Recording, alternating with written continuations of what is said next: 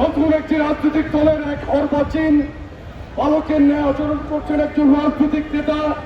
তাকে আমি দু একদিন আগে দেখলাম শাহবাগের একটি কর্মসূচিতে বাংলাদেশের প্রধানমন্ত্রীর সম্পর্কে উনি বক্তব্য দিয়েছেন। ন্যূনতম কোনো সম্মানজনক ভাবে সে কিন্তু কোনো বক্তব্য দিচ্ছেন না। মাননীয় স্বরাষ্ট্রমন্ত্রী এবং পররাষ্ট্রমন্ত্রীকে নিয়ে সে উদ্ভট ভাষায় বক্তব্য দিচ্ছেন। মাইক পেয়ে মাথা গরম করে বক্তব্য দেওয়ার মধ্যে কিন্তু কোনো সুশীল রাজনীতি নেই।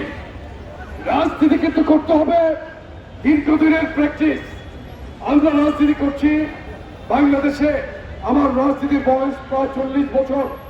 আমরা কোনোদিন রাজনীতির মাঠে কোনোদিন অরাজনৈতিক বক্তব্য দিয়ে অন্য দলের কোন রাজনৈতিক নেতার সম্পর্কে উচ্ছৃঙ্খল কিংবা বেয়াদবিমূলক কথা বলে কিন্তু আমরা রাজনীতি মাঠ গ্রহণ করার জন্য চেষ্টা করি না।